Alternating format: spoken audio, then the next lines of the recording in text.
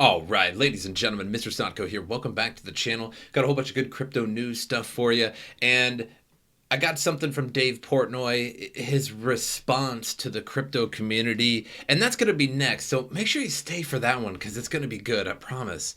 But first, in the news, researcher remines Satoshi's Bitcoin blocks to discover his secrets. Secrets I'm not so sure about, but it was good research, and there is a really good conclusion at the end. So Satoshi Nakamoto used a single PC to mine 1.1 million Bitcoin. Well, first of all, it's not exactly proven that Satoshi Nakamoto actually mined 1.1 million Bitcoin. Now, do I believe that he actually mined some Bitcoin? Yes. First of all, obviously, he mined the Genesis block. And then, of course, he probably mined more just to see how the difficulty curve works and just to test his own creation, I would imagine.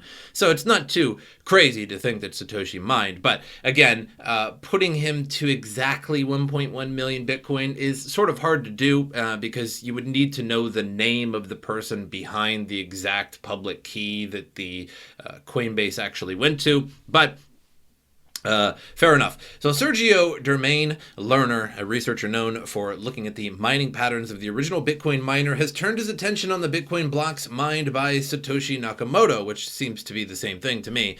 Learner made a preview of his latest findings available to Cointelegraph. His research is based on the irregular pattern of the least significant byte, the LSB, of the nonce field of the block.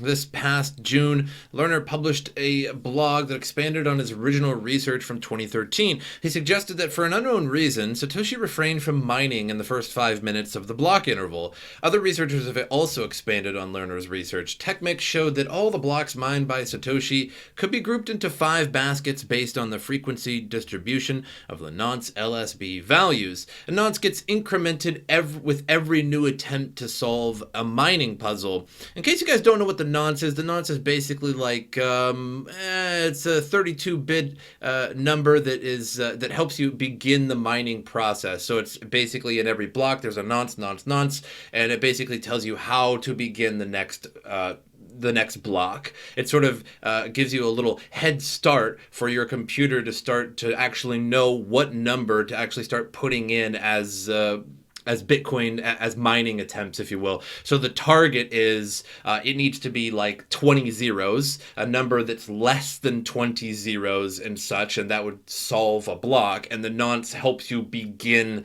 that mining process. So there you have it. You can also Google it, but it'll probably blow your mind. That's in a nutshell. So apparently Satoshi's equipment was not using the entire available nonce space. Again, it's potentially a 32-bit number. 32-bit, yes. Only focusing on a limited range, Lerner's latest research indicates that Satoshi was decrementing the nonce value instead, so effectively making it harder for himself. It turned out that remining reveals a strong tendency of the Satoshi pattern mining algorithm to choose higher nonces when scanning the inner nonce. This tendency suggests the nonce was being decremented, which is the opposite that the Satoshi client version 0.1 does.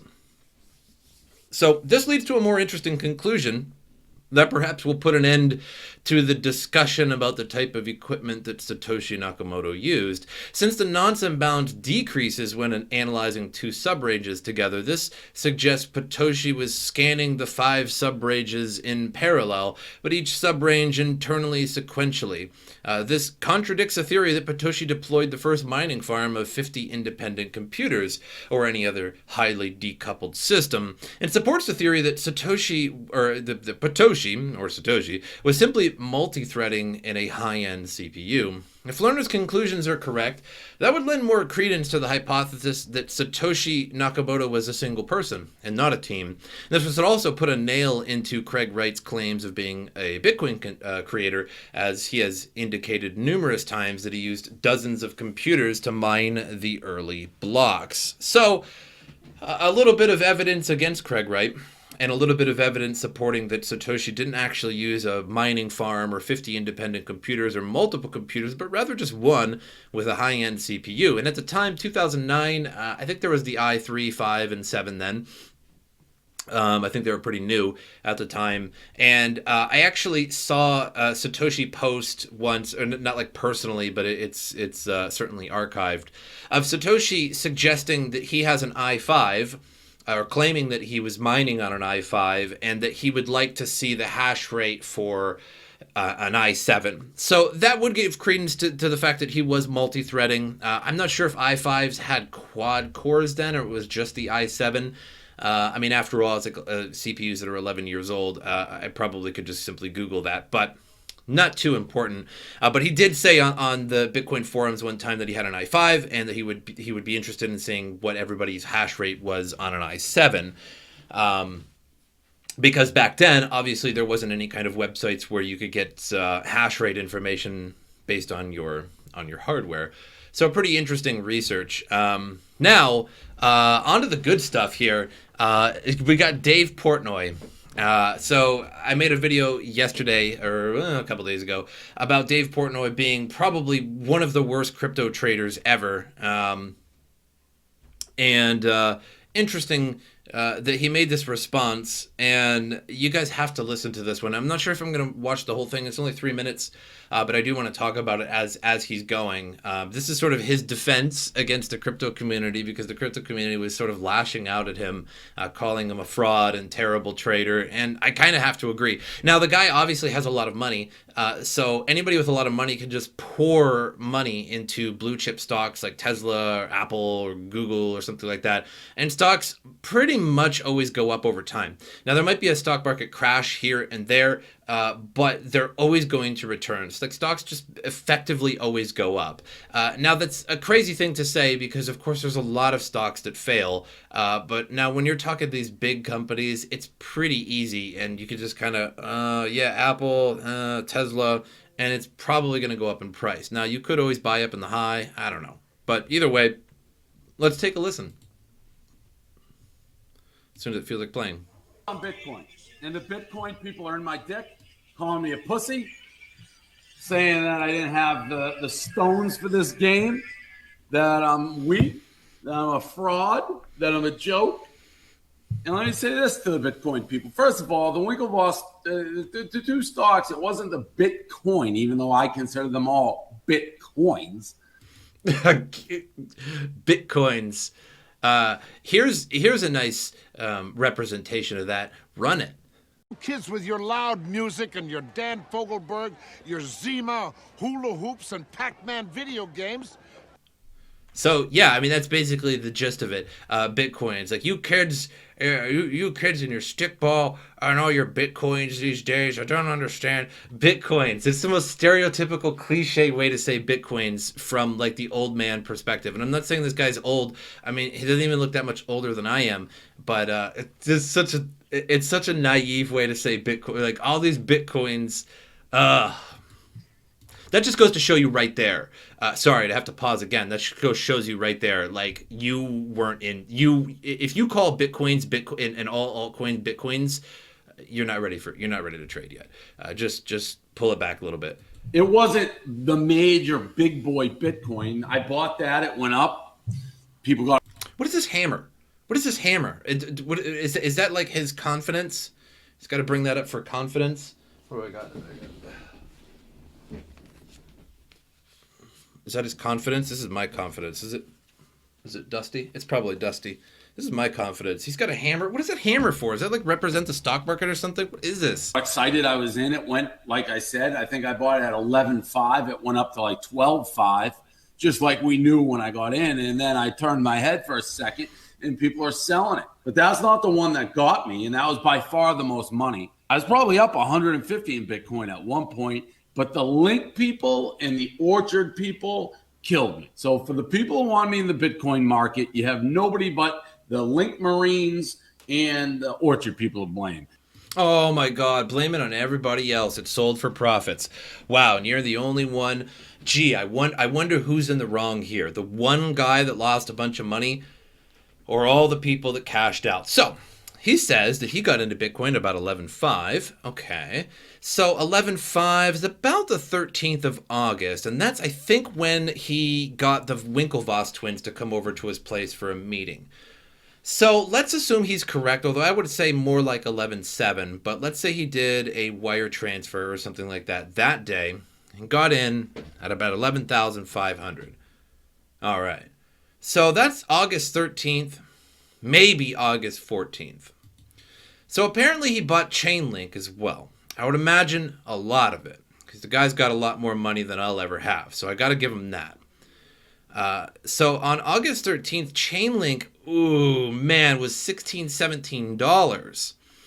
Then he was claiming he was way, way up. And that's when it was at about $19. And then by the 21st, he had sold out.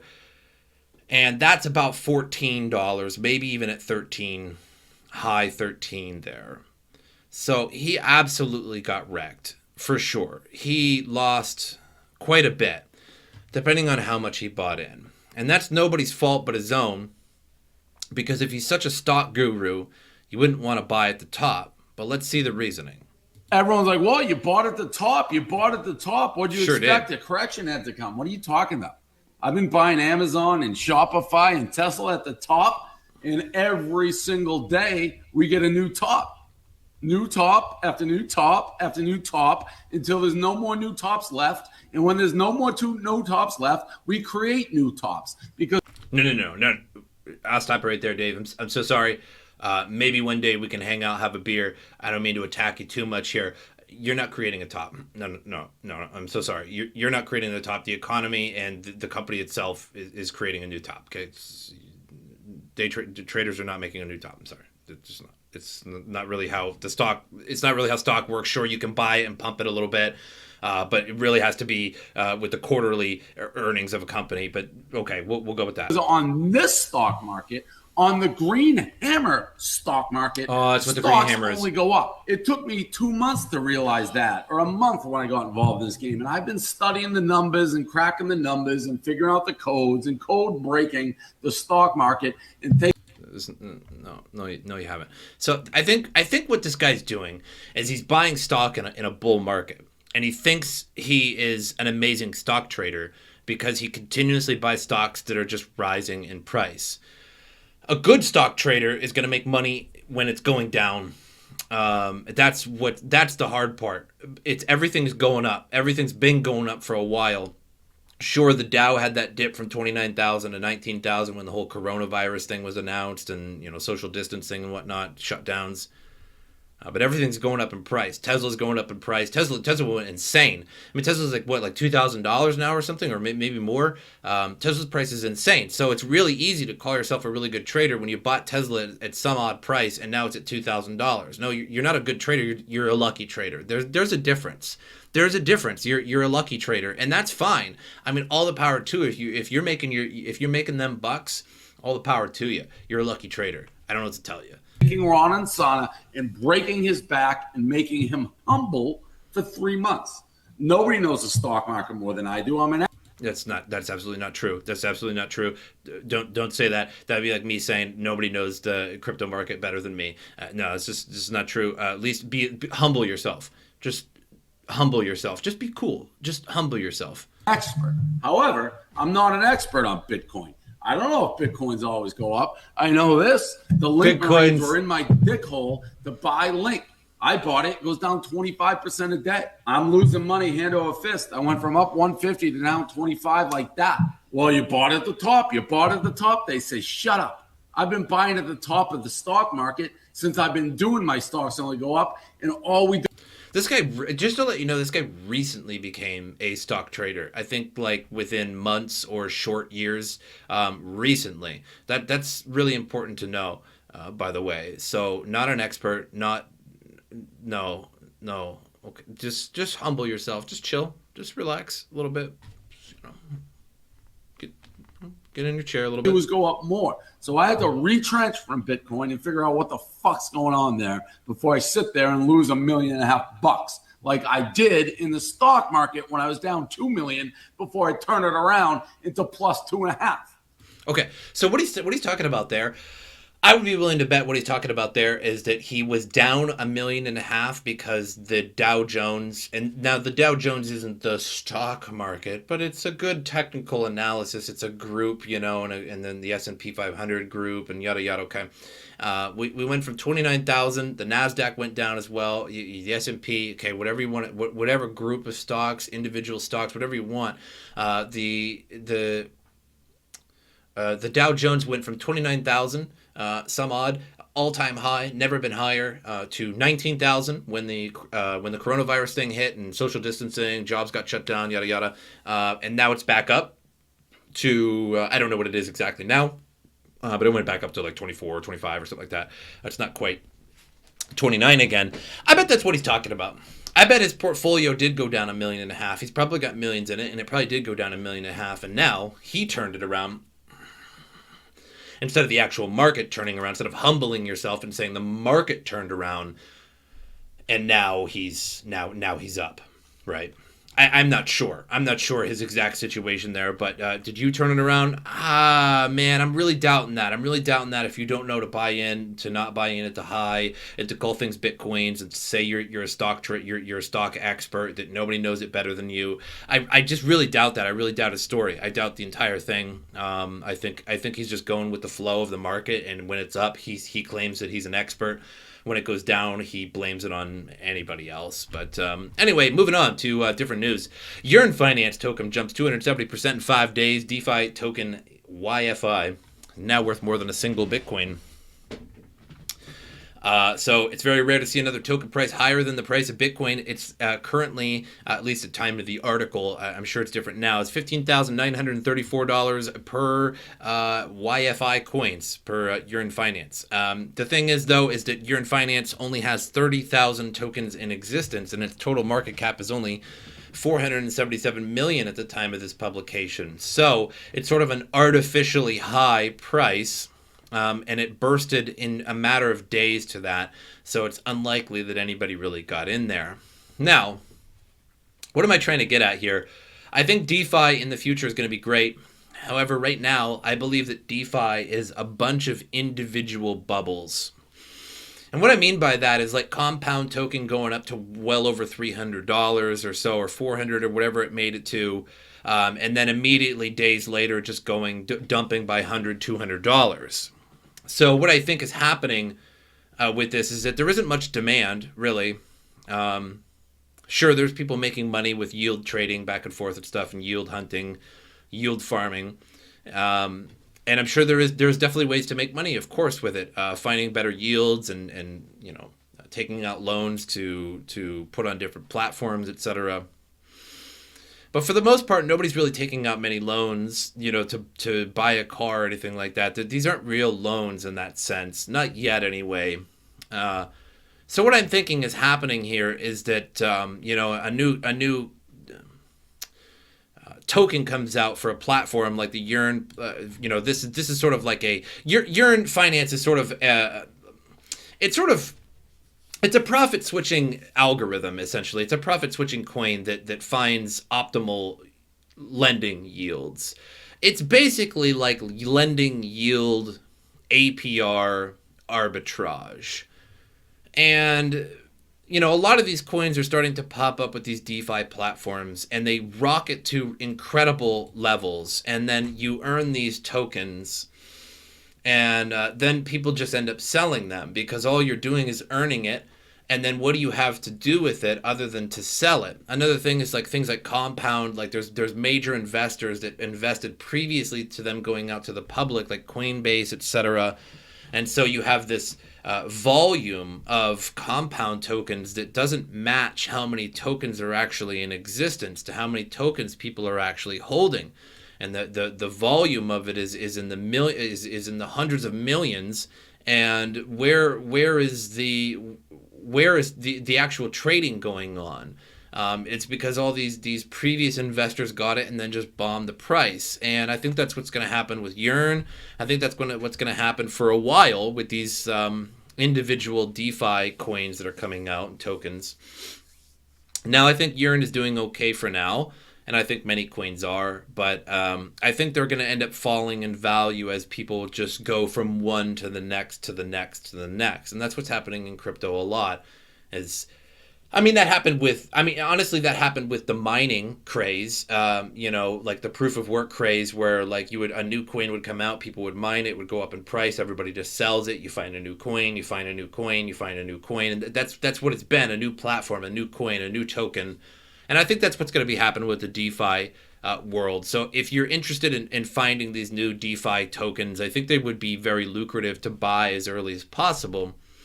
But just understand that I think that they're individual little bubbles. And I don't mean nefarious bubbles. I don't mean that somebody's behind the scenes looking to dump on you and cause havoc. But I think the idea is that people are just going to, once it reaches a certain price, there's going to be less and less buyers, and then everybody's just going to start selling to whatever buyers there are. And when people start to realize that it's falling quickly, they're just going to panic, market sell it all. And that's usually the way it's going to go.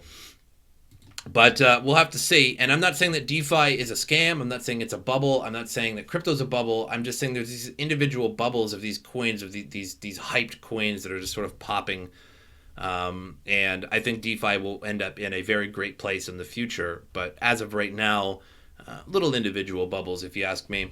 But the crypto market, $11,674 Bitcoin. Everything was going down. Actually, last time I looked on CoinMarketCap, everything was in the red, and now it's sort of like 0.29% up, 0.64% up, so less than a percentage increase. So everything is doing pretty good. So we're still in that sort of bullish market. So we'll have to see where everything is going to go from here. But we do have the expirations of of billions of dollars in CME futures and various platform futures at the end of this month. So we'll have to see, if everybody's longing or shorting after the month, and that's probably where we'll be heading in the end. But that's all I have for you guys. Make sure you like, subscribe to the channel. I got all my social media in the description below. Give me a follow on those if you got the opportunity to do so. But as usual, I will see you guys next time.